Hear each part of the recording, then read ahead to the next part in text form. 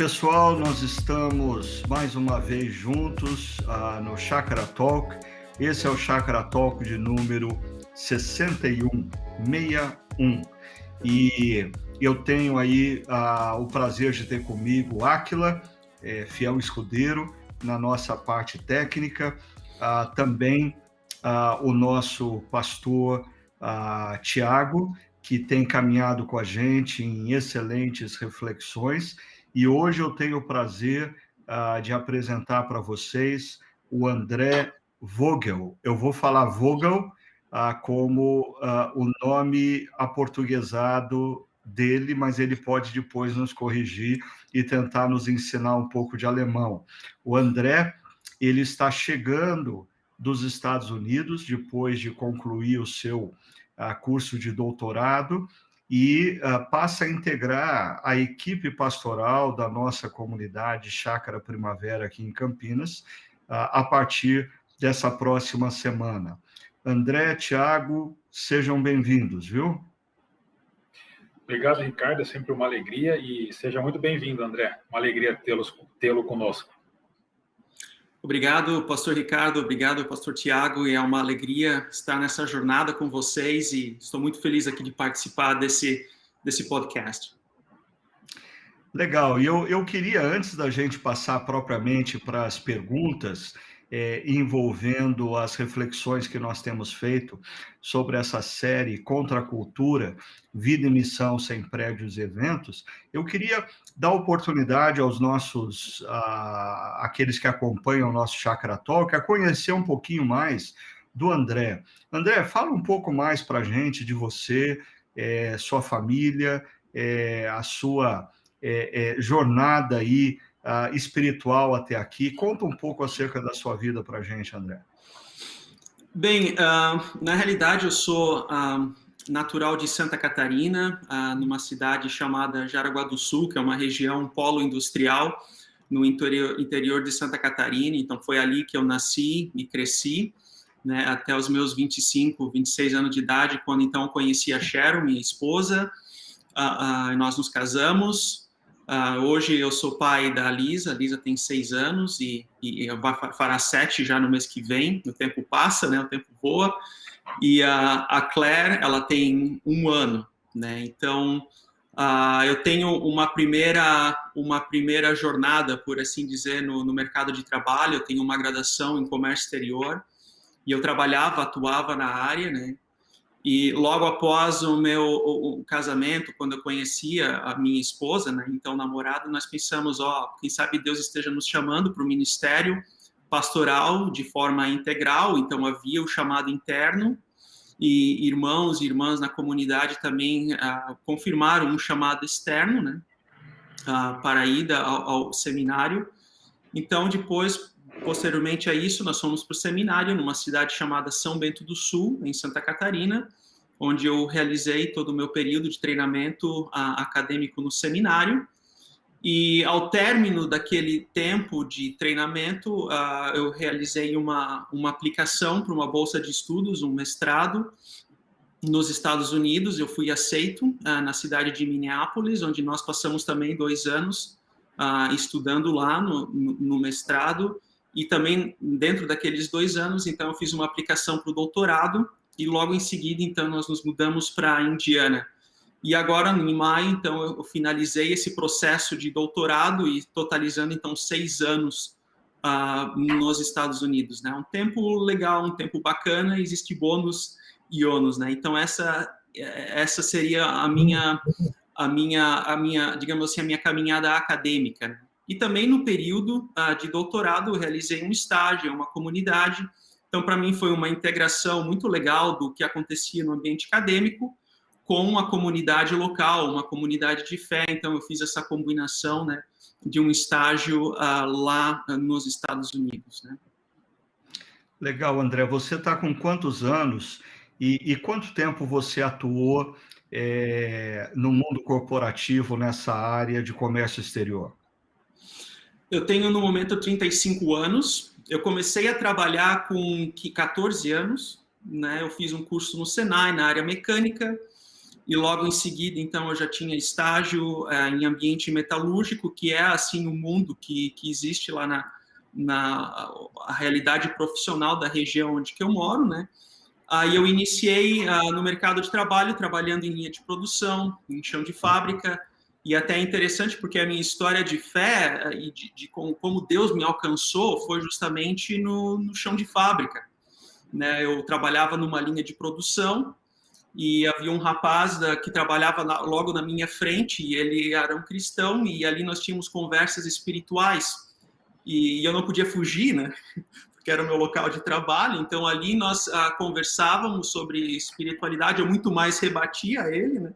Até que houve um dia que ele me convidou para ir à sua residência, nós entrelaçamos assim as nossas amizades, assim como a família dele, e assim surge a minha caminhada de fé e caminhada comunitária, né?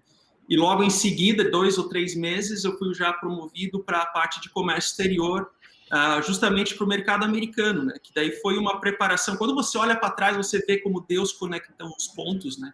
Porque daí foi um início para eu conhecer também um pouco dessa cultura americana, que logo em seguida, então, eu viria estudar e também servir uma comunidade dentro desse mundo, né? Dessa visão, digamos assim. André, você fez um doutorado em missiologia, é isso? Exatamente. Dentro desse campo, você explorou algum tema específico dentro da missiologia ou você teve uma abordagem mais geral? Uma boa pergunta. Desde o meu início da caminhada de seminário em São Bento do Sul, a disciplina de missiologia foi uma área que sempre me trouxe um vislumbre, a missiologia como a teologia de missão, né? E eu sempre busquei identificar e refletir sobre como trazer essa revelação das Escrituras na realidade de um mundo contemporâneo que muda a cada momento. Então, essa tensão, esse paradoxo, ele sempre me cativou, né? E depois, posteriormente, quando eu fui para o mestrado em Minneapolis é uma cidade pluralista, é uma cidade multicultural. Então, eu tinha aulas no bairro chamado Phillips Neighborhood, que é o mesmo bairro onde o George Floyd foi assassinado. E havia uma igreja onde nós tínhamos ali aulas de missão transcultural, porque é uma região, uma faixa geográfica não muito grande, onde havia em torno de 200 línguas diferentes sendo faladas. Então, assim, aquela realidade pluralista para um missiólogo, aquilo é fascinante de se refletir sobre como ser igreja nesses contextos, nessas realidades tão desafiadoras. E depois, no doutorado, você aprende, né, você tem, digamos assim, uma pincelada de todas as áreas, você estuda praticamente todo o leque da missiologia, porque ele é muito extenso, né? E a minha área, o meu centro de pesquisa, de forma específica, foi a formação teológica em uma perspectiva missional, né? Então, como desenvolver um currículo acadêmico, um currículo teológico que forme no estudante uma mentalidade missional, né? Que exerça, quiser, pela Igreja Reunida, mas também com a Igreja enviada de forma criativa e contemporânea. Muito legal. Que legal. Certamente a presença do André na equipe pastoral da nossa comunidade vai enriquecer grandemente a nossa vida comunitária, e dentro dessas experiências que ele nos traz, eu espero de coração que o André seja usado por Deus para intensificar a consciência na nossa comunidade de que a igreja, o povo de Deus, a comunidade dos discípulos existe para a missão. E sem a missão, não faz sentido a igreja na história, né? E eu queria só ressaltar que o André, ele é pastor luterano, ele foi ordenado no contexto luterano, mas vai estar atuando com a gente na equipe da Chácara Primavera, que é uma igreja presbiteriana, e nós não temos problema nenhum que isso aconteça. E o André vem dentro de um programa que a nossa comunidade há muitos anos tem oferecido, que é um programa de 2 anos para jovens pastores, que se identificam com a proposta da Chácara Primavera e desejam passar um período não apenas servindo na comunidade, mas conhecendo mais profundamente a nossa filosofia, os nossos processos. Então, o André vem para se juntar a nós, inicialmente nesse período de 2 anos, e a gente deseja de coração que ele, a Sharon, as crianças, sejam acolhidos pela nossa comunidade, e esse tempo seja um tempo de muita bênção para a vida deles, e também que eles sejam um instrumento de bênçãos para a vida da nossa comunidade. Viu, André? Oficialmente, seja bem-vindo, tá bom? Muito obrigado. Agradecido com a oportunidade e muito animado para servir a Deus e a missão dele através da Chácara Primavera. Então, vamos colocar o André para trabalhar, certo, Tiago? O Tiago já está aqui nessa Cova dos Leões, que é o nosso Chácara Talk, e eu queria começar com uma pergunta que a Raquel Neves enviou para a gente. Ela diz: Pastor Ricardo, sou grata pela exposição clara e didática de hoje, se referindo à última reflexão, e aí ela vai dizer que a questão dela está relacionada a esse momento da pandemia e o comportamento de muitas igrejas e cristãos. Ela diz assim: percebo que hoje existe um discurso de intolerância das pessoas que se denominam como discípulos de Jesus, mas que o comportamento delas muitas vezes revela um distanciamento do amor que o próprio Senhor Jesus nos ensinou que nós deveríamos ter para com as pessoas. E aí vem a pergunta, ela diz: como nesse contexto de tanta polarização, de tanta intolerância, de tanto ódio, sermos mais parecidos com Jesus?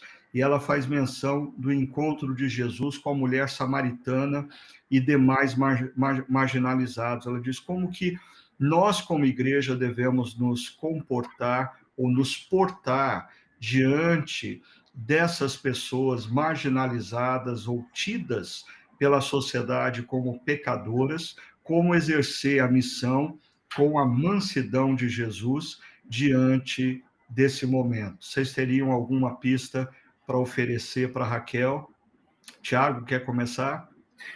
Ricardo, eu responderia usando um texto bíblico que eu gosto bastante, João capítulo 8, o Evangelho de João, no começo do capítulo 8, narra uma história em que uma mulher foi flagrada em adultério e levada até Jesus, e os seus acusadores tinham o objetivo de matá-la a pedradas, conforme as leis do Antigo Testamento. E a gente conhece a história. Jesus escrevia ao chão e eles não estavam preocupados com aquela mulher. Eles queriam colocar Jesus contra a parede. Então, a resposta de Jesus foi: se ninguém tem pecado aqui, que atire a primeira pedra sobre ela. A gente sabe o que acontece. As pessoas vão soltando as pedras e vão embora. E fica só Jesus e aquela mulher. Então, Jesus pergunta: cadê os seus acusadores? Ela diz: eles foram embora. Então, Jesus dá uma resposta muito curta, simples, mas que para mim é suficiente para mostrar como a igreja deve se portar. Jesus diz assim: olha, eu também não te condeno. Vá e não peques mais. Jesus, com essa resposta curta, ele mantém o equilíbrio. Ele não fala que ela não pecou. Ele não passa por cima do pecado. Ele deixa claro: ela errou, ela pecou. Mas ele, com graça e misericórdia, ele diz: não peques mais, porque pecar desumaniza as pessoas.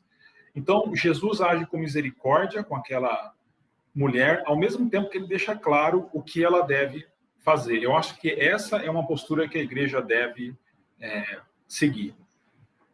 Legal. E você, André, o que você acrescentaria aí? Bem, a partir do momento que eu li a pergunta dela, né, e também o texto bíblico que você trouxe na mensagem da pregação e do culto, né, o tema que me veio à mente a partir disso é o tema da encarnação, né? E a encarnação de Jesus, ela é um modelo para nós, para que a gente possa viver a nossa agenda de discipulado, viver a nossa agenda nesse mundo que ele é pós-cristão. Então, olhar para Jesus a partir da revelação das Escrituras e trazer aquilo para nós, que é aquilo que o Tiago também estava trazendo agora, né? Então, quando se fala da encarnação de Jesus, daquele que veio, que desceu, que veio até nós, se fez carne, habitou entre nós, Jesus foi aquele que chorou com os pecadores. Quando foi a última vez que nós choramos pelos pecadores? Jesus foi aquele que comeu junto com pecadores. Claro, com a pandemia nós não temos mais essa liberdade, mas quando foi, ou como é os nossos relacionamentos com as pessoas que estão ao nosso redor. Então, a encarnação de Jesus, ela é um modelo, um paradigma para a nossa vivência e caminhada hoje, né? É claro que há um risco aqui, a encarnação, eu não estou querendo me referir à encarnação como uma nova obra da cruz, né? Esse é o risco que a gente corre. Não se trata aqui de trazer a linguagem da encarnação como se a igreja agora estivesse realizando uma nova obra expiatória. Não, não é essa a questão. Mas em resposta àquilo que Cristo fez na cruz. Então eu olho para ele como modelo de vida para também estar com outros e exercer essa mansidão que o Tiago também acabou de dizer, né? Deixa eu pegar esse ponto do André, porque esse conceito da encarnação é um conceito que missiólogos gostam demais de tratar acerca dele, né? Porque Jesus, sendo Deus, ele se fez homem e ele encarnou, e ele encarna numa cultura, e ele vai viver no contexto, num contexto específico, histórico, e trabalhar com as demandas que envolviam a sua época, né? Sendo sensível a todo o contexto no qual ele estava envolvido. E aí, eu queria fazer uma ponte com vocês desse tema com a pergunta que a Raquel nos colocou, porque eu acho que parte da intolerância de muitos cristãos está conectada ao fato de que eles não se aperceberam de que o contexto no qual nós estamos inseridos mudou rápida e drasticamente. Sem querer ser longo nisso, deixa eu só dizer, explicar e dar um exemplo. Nós herdamos a fé cristã de um momento histórico onde, por 2 ou 3 séculos, a fé cristã influenciou a cultura e determinou muitos dos padrões comportamentais da cultura. Mas começando nos anos 60 do século passado, e agora acelerado grandemente devido à internet, às redes sociais, nós passamos por uma grande revolução na cultura, e hoje, como cristãos, nós estamos inseridos numa cultura pós-cristã, numa cultura que não trabalha mais com valores e princípios atrelados à fé cristã, muito pelo contrário, vê os princípios e os valores da fé cristã como uma ofensa à cultura, como algo a ser combatido. Aí, volto ao ponto, alguns cristãos não se apercebem de que o contexto mudou, e aí eles partem para a briga, achando que o mundo vai mudar se eles conseguirem impor sobre as demais pessoas o que eles pensam, ou impor os princípios e os valores que Deus deu aos discípulos, mas que não pertencem à cultura. Por isso que, na última reflexão, inclusive, eu tentei trazer à memória da nossa comunidade aquela série que nós fizemos em Daniel, A Fé no Exílio, porque, para mim, Daniel, e aí está o exemplo, Daniel é um jovem que nasce e se desenvolve na adolescência, vivendo como judeu, mas numa cultura completamente formatada pelos valores dados por Deus, quer o povo de Israel atendessem ou não esses valores influenciavam a cultura, e de repente ele é deslocado para a Babilônia e ele tem que viver num contexto completamente estranho, e a postura dele não pode mais ser a mesma da postura que ele teria em Judá. E aí foi quando eu falei sobre nós termos radicalidade ao trabalhar na resistência ao pecado nas nossas vidas, mas mansidão no trato com aqueles que se opõem. Por quê? Porque nós não estamos no território de Judá, nós estamos na Babilônia. E o Tiago ele já fez menção disso anteriormente. Interessante como Pedro termina a carta falando da Babilônia. Ele coloca a igreja espalhada pela Ásia Menor naquele contexto como uma igreja que vive numa cultura da Babilônia. E aí eu quero devolver para vocês a bola, levantando uma seguinte pergunta.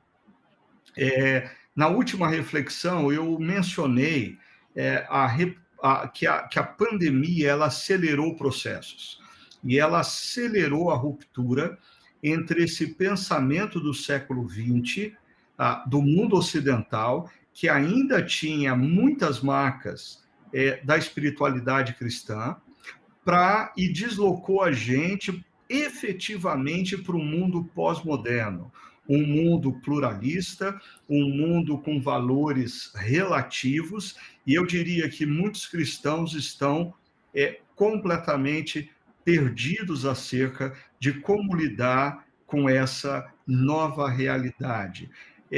Como que vocês veem isso como cristãos, antes mesmo de pastores, que vivem essa transição abrupta? Qual é o sentimento que vocês têm e como que vocês veem que o que um cristão deve fazer para lidar com essa situação? Porque vocês ainda estão criando filhos, ou seja, vocês precisam preparar os filhos de vocês para essa nova realidade. Qual é o sentimento de vocês e o que vocês acham que um cristão precisa fazer diante desse momento histórico do mundo ocidental que nós estamos vivendo?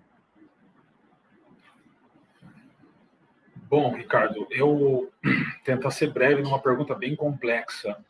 Eu acho que esse momento que a gente está vivendo, ele abalou os fundamentos da modernidade realmente. Então, você tem, por exemplo, coisas que são boas, não são ruins, em hipótese alguma, mas a modernidade tinha como fundamentos a ciência, a economia e a política como meios de alcançar fins, como meio de solução de problemas.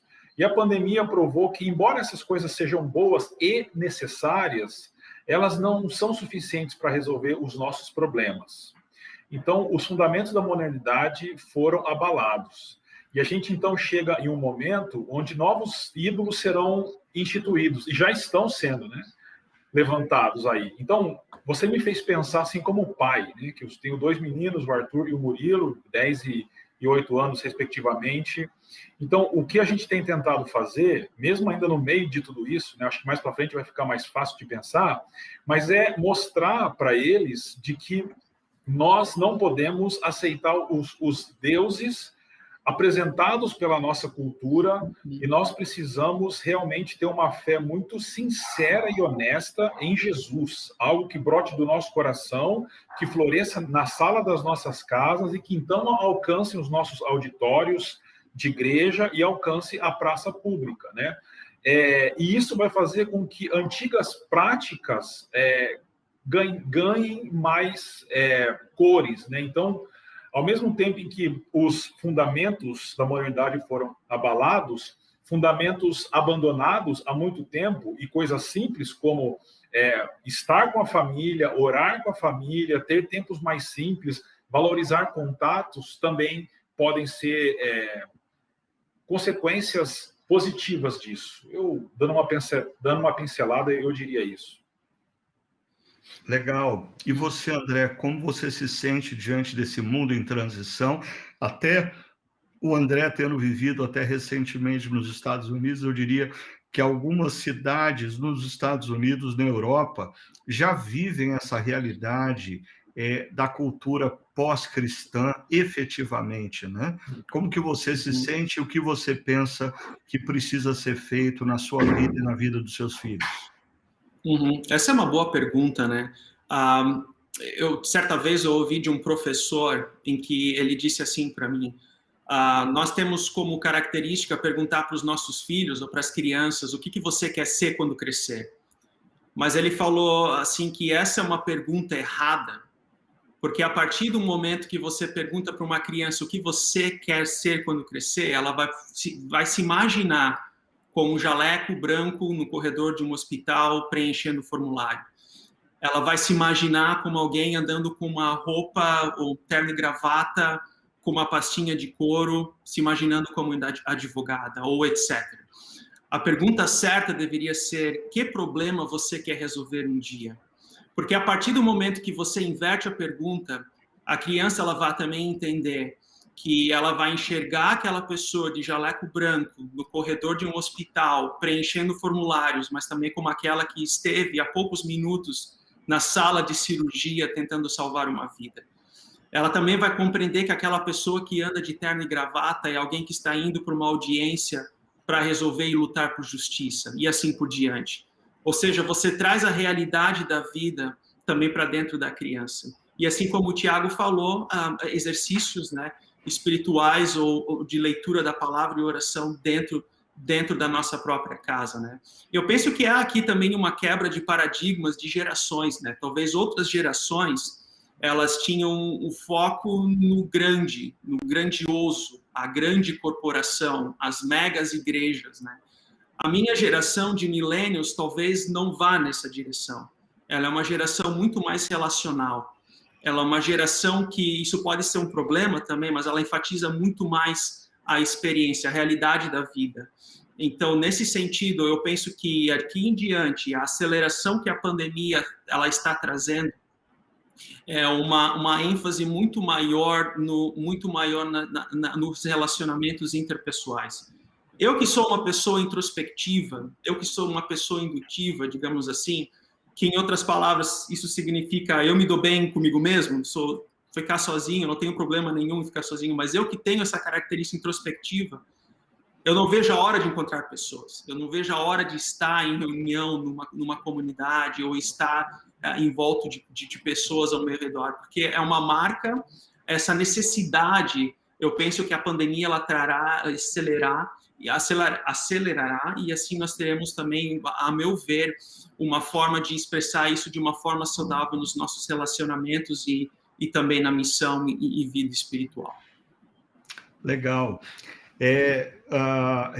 Pensando ainda nessa questão da mudança na cultura na qual nós estamos inseridos, para mim, um dos momentos mais elucidativos que eu tive foi ouvindo um professor de filosofia da Universidade de Boston, alguns anos atrás, que ele dizia assim, que a igreja, enquanto influenciou a cultura, ela dominava a cidade e ela construiu toda o ensino dela, a educação cristã, a apologética, baseado na defesa da cidade. Por quê? Porque ela defendia, ela dominava a cultura. E esse professor de filosofia dizia, de repente, a cultura que não é influenciada pela igreja entrou pelo esgoto, pela tubulação da cidade, invadiu a cidade, tomou o poder e colocou a igreja do lado de fora da cidade. Então, isso muda completamente até a maneira como nós vamos ensinar os nossos filhos. Uma coisa seria nós ensinarmos os nossos filhos acerca dos princípios e valores de Deus, sabendo que filmes, novelas e propagandas na TV fortalecem isso. Outra coisa é nós ensinarmos os nossos filhos sabendo que eles vão viver num mundo em que as novelas, as propagandas, os filmes vão na contramão do que nós ensinamos. Mas é interessante, essa é a realidade que cristãos, por exemplo, que vivem no mundo muçulmano, já vivem há muitos anos. A questão é que nós nos acomodamos, vivendo no mundo ocidental, num mundo cercado por uma cultura influenciada pelos valores cristãos, e que agora nós estamos assustados ao perceber que não existe mais essa influência. A igreja não tem mais influência sobre a cultura. E eu acho que o perigo que existe nesse processo é que alguns cristãos que não se apercebem disso, eles estão achando que bradar contra a cultura, bater na mesa e literalmente rodar a baiana vai resolver o problema. Não, nós estamos do lado de fora da cidade, nós precisamos preparar a próxima geração para viver essa nova realidade. E aí eu vou devolver a palavra para vocês, com uma pergunta de uma pessoa que não se identificou, mas a pergunta é bem interessante. Ele pega o gancho da última reflexão sobre no tempo que me resta. Ele diz, no tempo que me resta, como levar o evangelho aos jovens? E ele diz, aqui considero os que não costumam frequentar a igreja, uma vez que são uma geração que não consegue. Olha como ele descreve a geração atual. Talvez os milênios e os Zs, né? Não consegue seguir regras, mandamentos, agem por intuição e sofrem ao menor sinal de dificuldade, consequentemente desistindo das coisas. Ou até partem para uma nova experiência para evitar o sofrimento. E a pergunta dele é, a igreja está se preparando para lidar com essa nova geração? Como que nós vamos fazer para lidar e preparar essa nova geração para essa nova realidade? Vocês que estão mais próximos dessa geração, vocês teriam alguma ideia para dar? Quer começar essa, André? Sabe que essa pergunta, entrando no tema de forma específica, ela me lembrou uma história que é atribuída ao missionário indiano Sadhu Sundar Singh. E certa vez, que viveu no final do século XIX, e certa vez ele estava andando por um lago e ele viu um pato na lagoa olhando com os olhos fixos no sol. E ele passou a refletir a partir daquilo, passou a filosofar, olha, é como um cristão. O cristão olha para a luz de Deus, para a luz de Cristo, e assim tem a orientação para a sua vida. E, de repente, numa fração de segundo, aquele pato voltou a cabeça para debaixo da água e tirou um peixe. O que teria acontecido? Na realidade, aquele pato não estava olhando para a luz. Ele estava se utilizando, usufruindo da energia solar para identificar onde que estavam os peixinhos ao redor.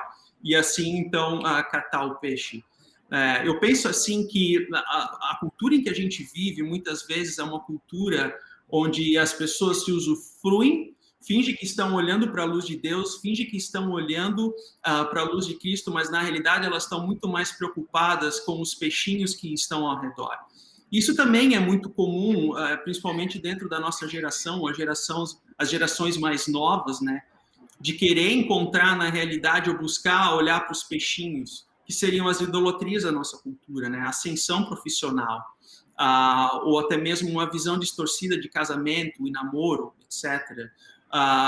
Ou o exercício do prazer de uma forma que talvez extrapole o contexto bíblico. Então, nesse sentido, o ponto de partida para a nossa reflexão é, a partir do momento que eu busco a Deus, eu estou buscando aquilo, olhando realmente para a luz, a partir das Escrituras, refletindo isso na vontade de Deus na minha vida, ou na realidade eu estou procurando os peixinhos que estão ao meu redor?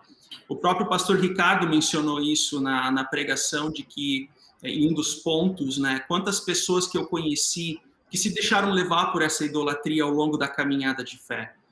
No fundo, são pessoas que, acho que todos nós também já vivemos ou conhecemos pessoas nessa situação. É cuidar para não olhar para os peixinhos ao redor, mas sim para a luz de Deus que quer nos guiar e também exercer a vontade dele na nossa vida.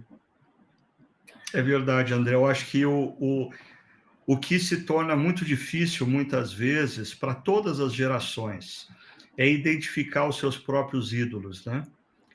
Me parece que assim é muito fácil para mim olhar para a geração que me antecedeu e dizer os ídolos dessa geração eram esses. Ou olhar para a geração mais jovem e dizer esses são os ídolos dessa geração. Mas é mais difícil para mim identificar os ídolos da minha própria geração. Ídolos que têm levado o meu coração, talvez, para longe dos caminhos de Deus. E aí, para mim, eu acho que a importância da comunidade cristã manter essa dimensão plural no que diz respeito às faixas etárias. Me preocupa quando a gente começa a pensar em uma igreja, alguém apresenta como resposta assim, não, a maneira como nós vamos alcançar a próxima geração é tendo uma igreja para jovens. Não, pessoas que passam a se relacionar só com o grupo semelhante, perde a capacidade de, por exemplo, identificar quais são os ídolos que têm levado o seu coração para longe, para longe dos caminhos de Deus. Então, essa é uma coisa que eu penso, às vezes, que quanto a igreja é a única organização que vai restar na sociedade onde jovens estão envolvidos com outras faixas etárias. Gradativamente, por exemplo, no mundo profissional, isso não é mais uma realidade, porque existem empresas que concentram jovens, trabalhando com jovens. Nas escolas, sempre, as escolas foram divididas por faixas etárias, e eu diria que é de fundamental importância para a gente perceber os ídolos do nosso coração, nós nos relacionarmos com pessoas que pertencem a gerações diferentes. Mas, Tiago, qual seria a sua dica do que a igreja e nós precisamos estar atentos para alcançar essa geração mais nova que foi descrita aqui por esse amigo que mandou essa pergunta para a gente? Ricardo, respondendo as perguntas que ele coloca, eu acho que a igreja não está se preparando, a igreja, no geral, nós aqui na Chácara estamos nos debatendo muito com essa questão para tentar nos preparar. Eu acho que para pregar o evangelho para essa geração, está conectado ao que você acabou de falar, não apenas a anunciar, mas a vida comunitária é o meio para o qual o evangelho chegue a essas pessoas. Então, o evangelho deve chegar do púlpito, mas deve chegar também através da vida comunitária, porque eles precisam disso. Agora, falando um pouco dessa geração, e você tem pontuado isso algumas vezes, quando eu olho para essa geração, que é um pessoal mais novo do que eu, a palavra que sobe ao meu coração é desespero, porque a felicidade se tornou um ídolo dessa geração. O importante é ser feliz, eles dizem assim. E é por isso que eles se comportam dessa maneira. É por isso que eles têm dificuldade com mandamentos, com regras, com sofrimento, com dor. Porque na cabeça e no coração deles, eles precisam ser felizes. E por que isso? Porque eles estão numa situação de desespero, embora muitos não percebam isso. Mas eles foram lançados numa sociedade ocidental, principalmente, que tem uma estrutura de pensamento que os conduz ao seguinte: a única coisa que resta para nós é curtir a vida, é ter sensações, é ser feliz, porque não existe mais nada além disso. Então, a felicidade se tornou um ídolo. Dessa forma, para finalizar, eu acho que a gente precisa mostrar para eles que existem novas realidades. E qual é o telos, qual é o fim da vida humana? Não é ser feliz. Não é ser feliz. Esse não é o telos da vida humana.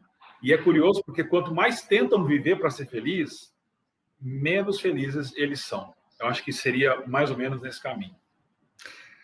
Eu creio que você está apontando para a gente, Tiago, algo que a gente tem abordado muitas vezes aqui no contexto da chácara, que é a gente resgatar a cosmovisão cristã, né?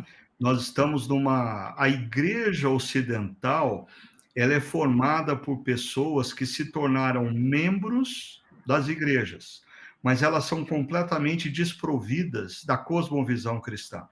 Quando elas olham para suas vidas, quando elas definem os seus valores, quando elas organizam os seus planos, tudo isso é feito a partir de uma cosmovisão secular.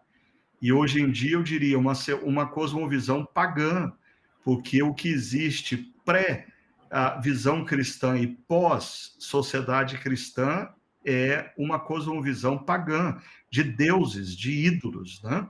E é impressionante como a geração mais jovem, que é uma geração pós-grandes ideais históricos, eles nascem e vivem aonde não existe mais a Guerra Fria, do capitalismo e do comunismo. Toda a polarização que a gente vê hoje não é nada parecido com os ideais da esquerda dos anos 60 de construção de uma sociedade justa, ou os ideais da direita na década de 60, que é a proteção da liberdade e a construção de uma sociedade igualitária. Tudo isso rompeu, tanto o ideal da esquerda e o ideal da direita acabaram ao longo das décadas, e sobrou para essa geração micro-ideais. Ideais relacionados à questão racial, ideais relacionados à questão de gênero, mas tudo isso são micro-ideais. E falta para essa geração a conexão com o macro, que é o reino de Deus, o que Deus está fazendo na história. Agora, vou devolver novamente para vocês, fazendo menção de 2 conceitos que foram abordados na última reflexão. O primeiro deles diz respeito ao fato de que essa pandemia revelou que o nosso cristianismo é grandemente caracterizado pelo hedonismo, pelo consumismo, trazendo à tona o fato de que muitos cristãos são literalmente viciados em eventos e sensações. E a geração mais jovem também está relacionada a isso. Mas tudo isso por um ponto, que é o segundo ponto que eu quero relembrar, que é a questão da nossa intolerância à dor, a nossa hipersensibilidade à dor e ao sofrimento. Em algum momento da história, o sofrimento deixou de fazer parte da construção da espiritualidade cristã. E a pergunta que eu faço para vocês é: em que momento da história a igreja começou a interpretar que no caminho do discípulo não existe dor, não existe sofrimento? Aonde esse negócio começa e como essa ideia se prolifera e nos faz tão mal hoje? Vocês podiam nos ajudar a pensar sobre isso? Olha, essa é uma pergunta bem difícil de responder, mas eu, pensando rapidamente aqui, Ricardo, eu diria que isso acontece, eu acho, quando a igreja aceita a narrativa de que a igreja lida com as coisas espirituais, usando o linguajar do Schaeffer, né, do andar de cima, e as coisas reais, política, economia, educação, sexualidade, tudo, no andar de baixo, deixa com a ciência, deixa com os especialistas. A igreja cuida da vida de oração, da vida espiritual. E aí, junto disso, nós compramos uma mentalidade secularizada. E aí eu acho que essa é a palavra-chave para explicar isso. Porque junto com essa mentalidade secularizada vem a mentalidade consumista da igreja ocidental. E então nós nos tornamos, assim como a nossa sociedade, avessos à dor. Eu acho que a solução para isso é nós entendermos a nossa vocação no mundo como povo de Deus. Que o sofrimento, como você falou domingo, sempre fez parte da nossa história e da nossa missão, e querer um caminho diferente daquilo que o próprio Senhor Jesus trilhou não faz sentido. Eu acrescentaria aí, Tiago, antes do André também dar a opinião dele, que eu creio que, assim, infelizmente, o cristianismo ele se confundiu com os ideais de vida norte-americanos. E a sociedade norte-americana, ao longo do século XIX e XX, ela foi construída vivendo ou buscando esse ideal do conforto, da segurança de todos. E eu acho que isso se confundiu com a espiritualidade cristã. Por exemplo, cristãos que viveram a perseguição religiosa na China comunista, ou que vivem a perseguição religiosa nos países árabes, certamente tem uma visão de espiritualidade cristã diferente.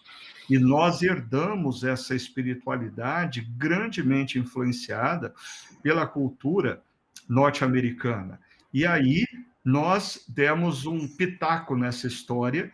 Na América Latina, nós começamos a proliferar a chamada teologia da prosperidade, confundindo, né, completamente as coisas, valorizando mais as bênçãos de Deus do que o Deus das bênçãos. Então, hoje nós temos uma espiritualidade grandemente associada à prosperidade, à segurança, ao conforto, à tranquilidade, que nos faz, assim, até a tomar decisão em tempos normais, se nós vamos à igreja no domingo ou não, se não for difícil.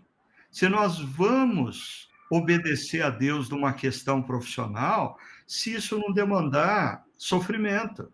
Então, nós vamos anulando essa perspectiva de que na caminhada cristã existe, sim, momentos de dor, de sofrimento, e a maneira como nós devemos responder a isso é através da perseverança. Mas isso nos foi tirado devido a algumas influências, né? André, o que você pensa sobre isso, André? Historicamente, se você quer abordar esse tema sobre um panorama histórico, então você volta para o iluminismo, né, onde houve também essa ruptura acentuada da igreja, o Estado, o público, o privado. A igreja ela não tem mais voz na praça pública, somente na esfera privada, que o Tiago também abordou. E a pós-modernidade ela vai, digamos assim, avançar esse processo, acelerar esse processo. Eu tive um professor em Santa Catarina que escreve livros na área de bioética, o professor Euler Westphal, e um dos livros ele aborda justamente sobre isso, que são as estruturas religiosas da ciência. É claro que a ciência ela é importante, a ciência ela tem o seu papel.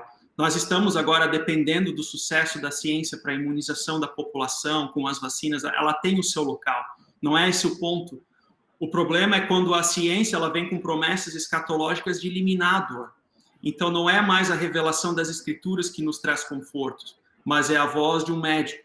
Não é mais a voz das escrituras que nos trazem consolação, mas é o diagnóstico médico. Então, a tese que se levanta é que a pós-modernidade ou até mesmo o mundo contemporâneo ele causou esse divórcio. E eu penso que nesse meio, nós, como comunidade de fé, nós temos uma oportunidade de permanecermos firmes naquilo que é a essência do Evangelho e trazermos conforto, trazermos consolo, justamente nessa realidade da qual nós vivemos, que é a concepção, que é a existência da pandemia. Então, é essa a interpretação que eu tenho, né, sobre esse problema em si. Legal. E a gente está caminhando para finalizar esse podcast. Eu queria a ajuda de vocês para minha reflexão com a comunidade no próximo domingo. Na reflexão anterior, essa frase, no tempo que resta, procurem não viver nessa direção, mas viver na direção da vontade de Deus. E aí, nós vamos estar conversando no próximo domingo sobre um trecho em que Pedro começa o trecho dizendo: mas já está próximo o fim de todas as coisas. Portanto, e mais uma vez Pedro vai, de certa maneira, dizer: gente, no tempo que resta, você precisa redefinir os seus valores e enquadrá-los dentro da vontade de Deus, adequá-los à vontade de Deus, fazer a opção pela vontade de Deus. E aí vem uma pergunta que a gente não combinou e eu sei que ela é complicada, mas eu só estou precisando de algumas dicas para a pregação de domingo. A pergunta final que eu faço para você é: como eu, como cristão, posso entender qual é a vontade de Deus para a minha vida no tempo que me resta, seja quanto for o tempo que me resta? Me ajudem, pastores, como eu posso entender a vontade de Deus para a minha vida? Alguma dica para me ajudar na pregação, na reflexão desse próximo domingo? Olha, Ricardo, é um desafio isso, mas é um desafio, mas eu acho que tem um caminho para isso. Eu diria, assim, teologicamente falando, que existe sempre uma ideia mais geral. Qual que é a vontade de Deus para nós? Você precisa entender qual é o seu fim, qual é o seu objetivo. A gente está aqui para glória de Deus. E para tudo aquilo que a gente fizer, a gente tem que glorificar a Deus. Agora, a vontade de Deus é que Jesus seja formado em nós. É isso que Paulo fala aos Colossenses. Então, Deus não tem compromisso com a nossa felicidade, Deus não tem compromisso com a nossa prosperidade financeira. O compromisso de Deus com a gente é de formar Jesus em nós. E aí eu acho que nessa perspectiva de viver para a glória de Deus e de ter o caráter de Jesus, a gente aplica tudo. Como eu devo ser como um empresário, como eu devo ser como um funcionário, um marido, um filho, uma esposa, né, uma mãe, uma funcionária, uma professora. Tudo precisa ser compreendido dentro dessa perspectiva de vivermos para a glória de Deus, de termos o caráter de Cristo em nós. E eu acho que, por fim, tendo um destino, porque quando você fala isso, né, o tempo que nos resta, a ideia é de que o nosso destino está chegando, né, e de como eu quero chegar lá. Porque quem tem um destino tem um caminho. Quem tem um destino tem um meio para chegar lá. Quem não tem destino, qualquer caminho é caminho. Então, eu tenho um destino para chegar lá. Como eu quero chegar? Qual é o caminho? Como eu devo viver para alcançar esse destino? Isso vai me deixar, assim, dentro do que a gente chama da vontade de Deus. E você, André, qual a sua dica? Sabe, pastor Ricardo, se nós estivéssemos agora de frente para uma plateia ou para uma comunidade, né, seria muito interessante fazer o seguinte exercício. Perguntar para as pessoas levantarem a mão se elas conhecem o nome de todos os avós delas. Eu tenho certeza que 100% das pessoas irão se lembrar o nome dos avós maternos e paternos. Aí uma segunda pergunta você pode fazer. Vocês se lembram os nomes completos de todos os bisavós? Eu tenho certeza que isso cairia para 50% ou menos. E uma terceira pergunta seria, vocês sabem o nome completo dos seus tataravós ou triavós? Eu tenho certeza absoluta que esse número, essa porcentagem seria reduzida a zero. Sabe o que isso significa? Isso significa que os nossos nomes serão esquecidos na história. Pelas nossas próprias gerações. E eu penso que quando Pedro fala aqui sobre o tempo que nos resta, é dar sentido, significado à Bíblia, à vida, de acordo com as Escrituras, no tempo que nos resta. Também olhando para esse telos da vida, que a vida é muito mais do que um trabalhar, comer, enriquecer. A vida é usufruir de acordo com a vontade de Deus para nós.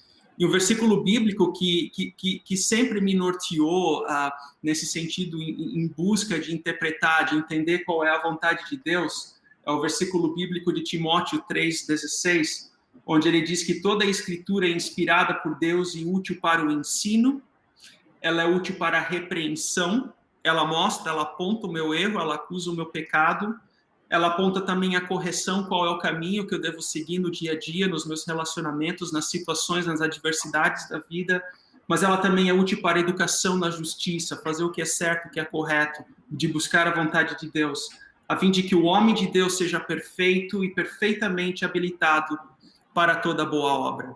Então, dentro dessa vontade de Deus de forma específica, eu penso que o relacionamento com Deus, a partir das Escrituras, ele irá nos mostrar o caminho daquilo que é a vontade de Deus para mim e a vida de cada um.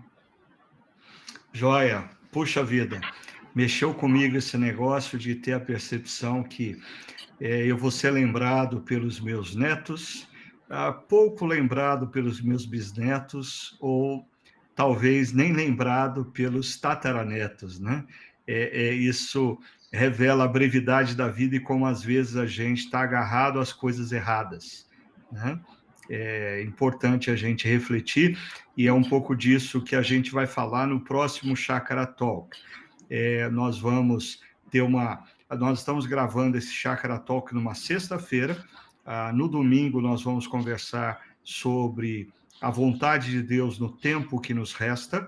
E na semana seguinte, nós vamos gravar um Chácara Talk fazendo uso dessa temática. Eu queria agradecer imensamente ao pastor Tiago Jaqueto, ao pastor André Vogel, pelos tremendos insights e o quanto eles nos ajudaram a gente a compreender melhor como a palavra de Deus deve ser aplicada na nossa vida, no nosso dia a dia. Que Deus continue abençoando grandemente as suas vidas, e quero agradecer também a sempre disposição e eficiência do Áquila, nos oferecendo aí o apoio na área técnica, tá bom? Deus abençoe a todos, e nós voltamos na próxima semana com mais um Chácara Talk. Continue ligado aí no que a gente tem conversado e discutido.